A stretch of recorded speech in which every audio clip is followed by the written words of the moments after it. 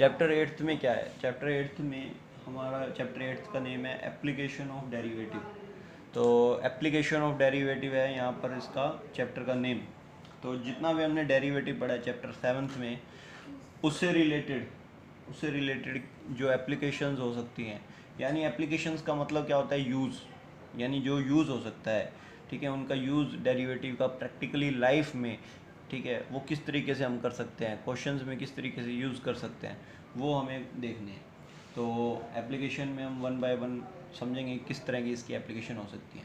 तो जो first exercise है हमारी एक्सरसाइज 8.1, उसका उसमें किस तरीके से यूज़ है, उसकी हेडिंग क्या है? उसकी हेडिंग है rate of measure of quantities. Rate का मतलब क्या है? चेंज होना, ठीक है, चेंज मतलब हमें चेंज देखना है। मेजर ऑफ क्वांटिटी, अलग अलग क्वांटिटीज़ का चेंज देखना है हमें। हम इसको समझ सकते हैं rate of change of quantity, change भी बोल सकते हैं, मेजर भी बोल सकते हैं, एक ही बात है। तो डेरिवेटिव हमें क्या बोलता है? जब हम निकालते थे D Y by D X, तो हम बोलते थे change in Y with respect to change in X. तो change in Y with respect to change in X, यहाँ हम चेंज देखते थे। डेरिवेटिव का मतलब क्या है कि कितना चेंज हुआ वाई में, कितना चेंज हुआ विद रिस्पेक्ट टू एक्स। तो यहाँ पे हमें रेट ऑफ क्वांटिटी निकालनी है, उसका मतलब भी क्या है? चेंज इन जो है हमें मेज़र फाइंड आउट करना है। तो स्टूडेंट्स यहाँ पर हमें ओवरऑल निकालना क्या है? चेंज निकालना है, रेट में कितना चेंज आ रहा है, ठीक है, तो वो देखना है। तो फर्स्ट एक्सरसाइज हमारे पास चेंज निकालने के लिए वो किसी के रिस्पेक्ट में भी हो सकती है। जनरली स्टूडेंट्स हमें इसमें जितने प्रीवियस हमने 10th क्लास में वॉल्यूम सरफेस एरिया के फॉर्मूले पढ़े थे, वो वॉल्यूम सरफेस एरिया के फॉर्मूले हमें रिवाइज करने हैं, याद करने हैं। जैसे स्टूडेंट यहाँ जो हमारे पास क्वेश्चन है, मैं इस क्वेश्चन का फॉर्मूला बताता जाता हूँ या और जो भी क्वेश्चन कराऊंगा वो बताता जाऊँगा। बेसिकली आपके पास हो सकता है स्फीयर है, क्यूब है, क्यूबॉइड है, तो उनके वॉल्यूम के सरफेस एरिया के फॉर्मूले आपको याद रखने हैं। यहाँ क्वेश्चन क्या रीड करते हैं हमारे पास, क्वेश्चन नंबर 3 एक्सरसाइज 8.1 का। The radius of A balloon is increasing at the rate of 10 centimetre पर सेकेंड। रेडियस जो है बैलून का वो इंक्रीज कर रहा है 10 सेंटीमीटर पर सेकेंड पे। तो स्टूडेंट हमें यहाँ पर क्या बताया गया है? हमें यहाँ बताया गया है, हमें क्वेश्चन शुरू करते हैं आंसर। हमें यहाँ क्या दिया गया है? D R by D T, यानी हमें यहाँ बोला गया है रेडियस चेंज हो रहा है बैलून का, ठीक है, इंक्रीज़ कर रहा है, ठीक है। इंक्रीज़ का मतलब पॉजिटिव साइन, डिक्रीज़ का मतलब नेगेटिव साइन, ठीक है, ये बात यहाँ पर आएगी। At the rate of 10 centimetre पर सेकेंड, किसके रिस्पेक्ट में चेंज हो रहा है? सेकेंड के। सेकेंड का मतलब टाइम। तो हमें यहाँ दे रखा है, क्या दे रखा है? रेट ऑफ रेडियस, ठीक है, रेट ऑफ रेडियस दे रखा है। अब रेट का मतलब ही अपने आप ऑटोमेटिकली वैसे तो विद रिस्पेक्ट टू टाइम ले सकते हैं, फिर भी अगर आपने लिखना है तो आप इसे रेट लिख के, या फिर आप लिख सकते हैं change of radius with respect to time.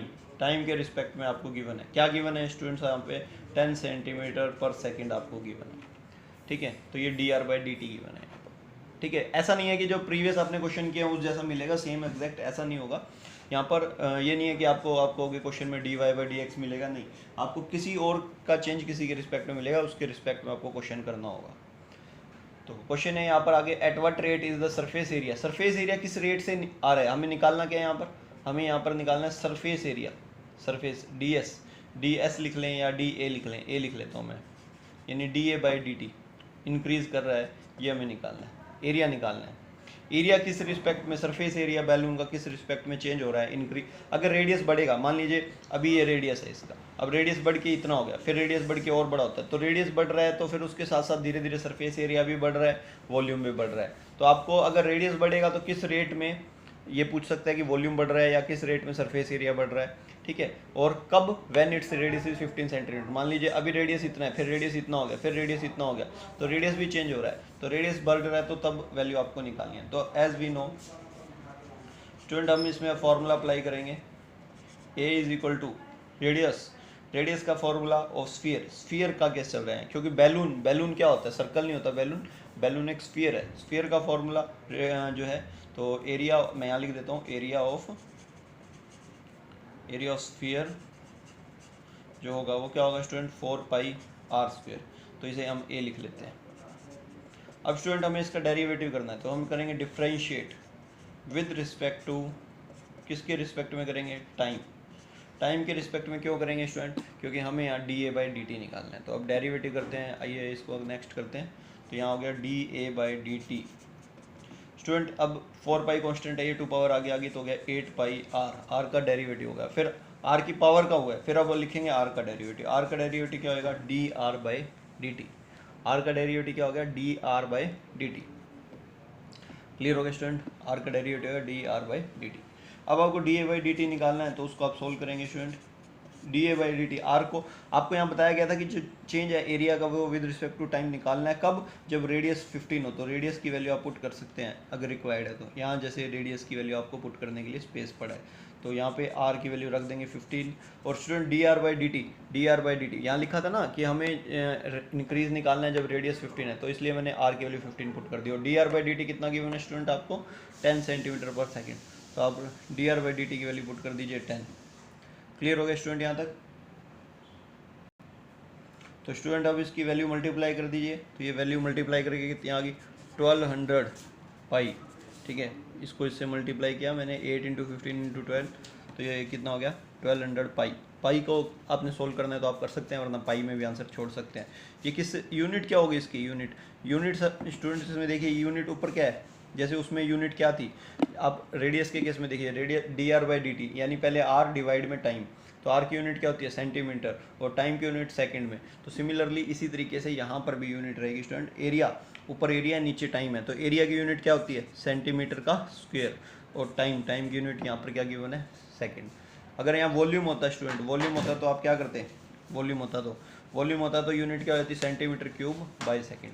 अब इसके बाद नेक्स्ट क्वेश्चन करते हैं, एक और स्टूडेंट नेक्स्ट क्वेश्चन है हमारे पास क्वेश्चन नंबर 13। यहाँ मेंशन है a man 160 centimetre tall, 160 centimetre tall, walk away from a source of light, एक सोर्स ऑफ लाइट से दूर जा रहा है, situated at the top of a pole of 6 metre high. यहाँ तक क्वेश्चन पढ़ते हैं पहले, तो हम एक पहले पोल बनाते हैं कितनी हाइट का 6 मीटर का, तो ये ए बी जो है ये डायग्राम के अकॉर्डिंग हो गया 6 मीटर हाई पोल। अब जो मैन है वो सेंटीमीटर में है, ये मीटर में, तो इसको सेंटीमीटर से मीटर में चेंज करेंगे तो 100 से डिवाइड करेंगे आ जाएगा 1.6। स्टूडेंट ये ए बी तो हो गया पोल, उसके रिस्पेक्ट में डी सी हो गया मैन की हाइट पोल के कंपैरिजन में छोटी होगी।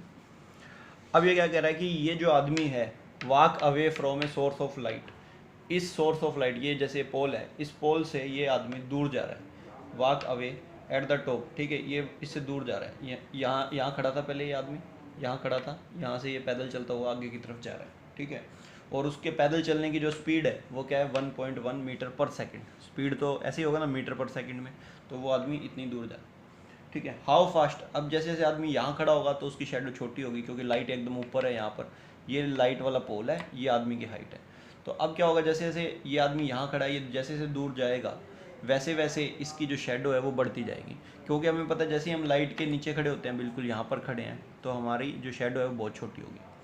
तो अब ये कितनी स्पीड से उसकी शेडो बढ़ रही है जब वो 1 मीटर दूर है पोल से, ये हमें निकालना है। तो स्टूडेंट हमने ये समझ लिया, ये हाइट हो गई, ये मैन की हाइट हो गई, ये पोल है, ये मैन है, और फिर हमने इसको एक ट्रायंगल ऐसे बना लिया, इसको कंबाइन करके हमने कहा कि ये यहाँ से यहाँ तक चल के आ चुका है, ठीक है, और उसे मान लिया ये कितना चल के आया है, x मीटर चल के आया है, वो हमें दे रखा है 1 मीटर चल के आया है वो वहाँ पर, और ये उसकी शेडो है, ये आदमी है तो शेडो कहाँ बनेगी यहाँ पर, ये आदमी है तो शेडो ही हो गई, तो सी ई उसकी क्या हो गई स्टूडेंट शेडो। तो आपको ये मेंशन करना है, मैंने यहाँ पर प्रॉपर वर्डिंग में मेंशन नहीं किया, तो आप प्रॉपर वर्डिंग में ज़रूर मेंशन करें, ए बी हाइट है पोल की, डी सी हाइट है किसकी, ठीक है, और सी ई शेडो है, और बी सी यहाँ पर कितना चल के आया। तो उसके बाद स्टूडेंट फिर अब हमें ये निकालना क्या है, शेडो कितना चेंज हो रहा है, वाई निकालना है। तो हमने क्या किया, पहले यहाँ ट्रायंगल लिया ए बी ई और डी सी ई, ये वाला ट्रायंगल, ये 2 ट्रायंगल। स्टूडेंट ये बड़े वाला ट्रायंगल इस छोटे वाले ट्रायंगल के साथ सिमिलर है, कैसे, ये एंगल कॉमन है, ये एंगल 90, ये 90, तो जब 2 एंगल सेम आए तो ये ट्रायंगल सिमिलर होते हैं, और ट्रायंगल अगर सिमिलर होते हैं तो उनकी कोरस्पॉन्डिंग साइड्स क्या होती हैं, सिमिलर ट्रायंगल की रेशियो में होती हैं। तो ये अब हमारा हमने पहले ली इस ट्रायंगल की साइड ए बी, फिर छोटे वाले ट्रायंगल की डी सी, फिर बड़े वाले ट्रायंगल की बी ई, फिर छोटे वाले ट्रायंगल की सी ई। अब बड़े वाले ट्रायंगल की ए बी गिवन है 6, ये डी सी गिवन है 1.6, बी ई हो गई x प्लस वाई, सी ई हो गई y। अब क्रॉस मल्टीप्लाई कर दिया हमने, फिर यहाँ से इसको इसमें माइनस कर दिया, तो 4.4y इक्वल टू 1.6 x रह गया। अब स्टूडेंट इसके बाद डिफ्रेंशिएट कर देते हैं हम किसके रिस्पेक्ट में, टाइम के, क्योंकि हमें वाई निकालना है कि शेडो कितना चेंज हो रही है। तो हमने डेरिवेटिव किया, वाई का derivative D Y by D T, X का derivative D X by D T. अब 4.4 को हमने डिवाइड कर दिया इधर नीचे और D X by D T की वैल्यू रख दी 1.1। तो इस सारे को स्टूडेंट अपने सोल्व किया तो कितना आंसर आ गया 0.4 मीटर पर सेकेंड। तो ये स्टूडेंट आया कि इस रेट से शेडो बढ़ना शुरू हो रही है, जैसे जैसे दूर आ रहा है। अगर वो 1.1 मीटर की स्पीड से आ रहा है तो उसकी जो शेडो है वो 0.4 मीटर पर सेकेंड की स्पीड से बढ़ रही है। ठीक है स्टूडेंट्स, ऐसे ये क्वेश्चन आपको इसको कंप्लीट करने हैं।